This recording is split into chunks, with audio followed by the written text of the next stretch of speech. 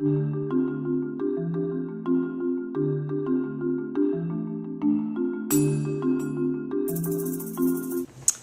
welcome back. This is part 2 of my 4-part video series. And in this part, I'm going to talk a little bit about my own personal initiation into the practice of emotional freedom techniques for myself. After earning my master's in counseling psychology, I was in the process of working towards my license in marriage and family therapy here in California. And I was about halfway through the clinical hours that are required in order to sit for the licensing exam in this state. And something really tragic happened in my life. My 20-year-old son, my only child, committed suicide. And he was one of the reasons why I went back to school. He'd been experiencing emotional and psychological challenges probably from about the age of 15.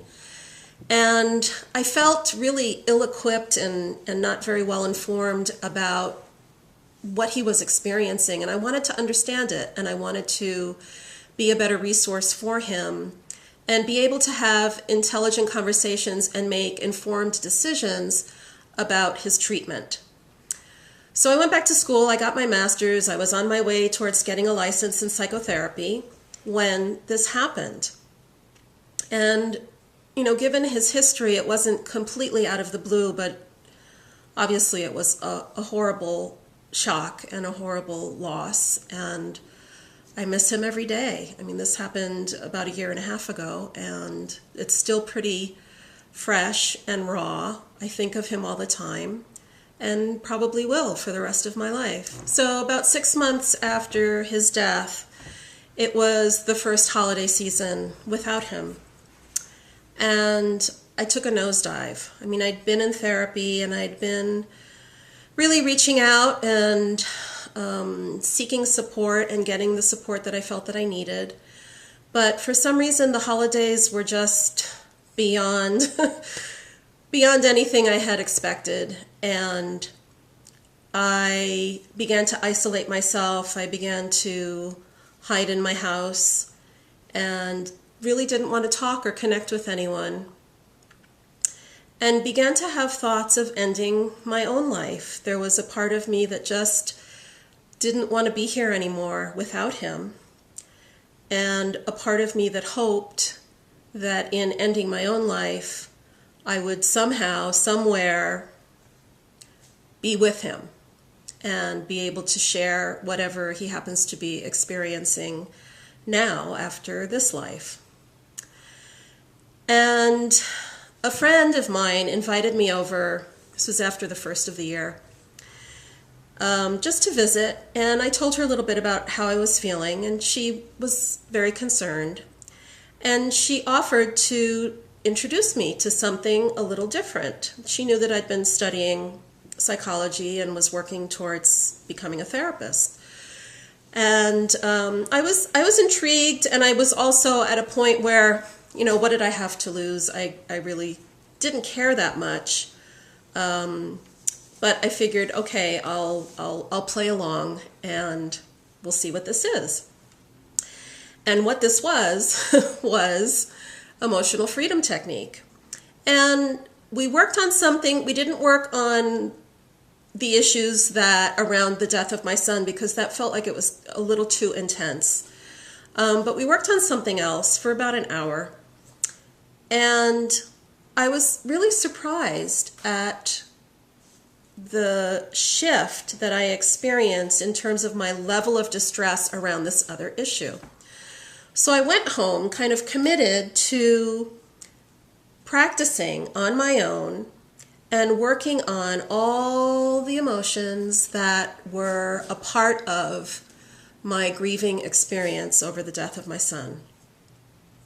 So one day I would wake up and pick an emotion like anger, and I would tap on my anger towards my son for having given up, and my anger towards myself for somehow not having been enough to keep him here, and my anger at the psychotherapeutic community that had, in a way, failed us as a family and failed him. and my anger at society in general for the stigma that it imposes upon people who are challenged in the mental health arena.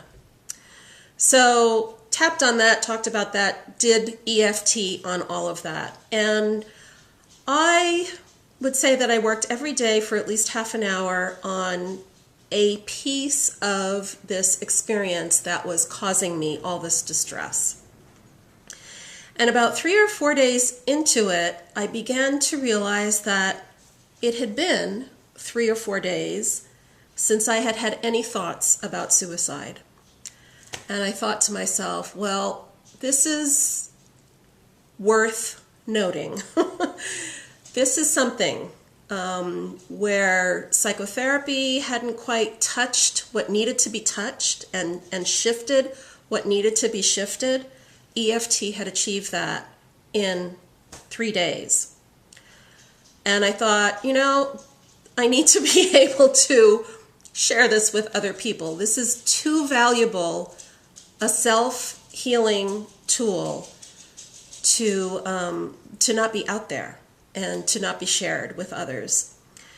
So I kind of made it my mission to work as an EFT practitioner and assist those people who want guidance and a facilitator, who want someone with more experience to just help them with the process of becoming comfortable enough with EFT so that they can go off and do it on their own. I'm not interested in becoming a crutch for my clients as they walk this journey of life. I really want my clients to be able to stand on their own 2 feet.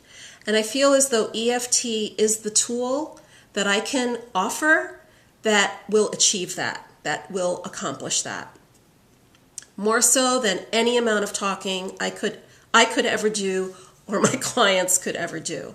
I really believe that the combination of the talking, which, helps, it absolutely helps, but only so far, and combine that with the energy work, which gets at something that nothing else does or can, you've got a really powerful tool, not just for personal change, but for personal transformation. So I know there are a lot of people out there with stories, equally as tragic, if not more so, as mine and my son's.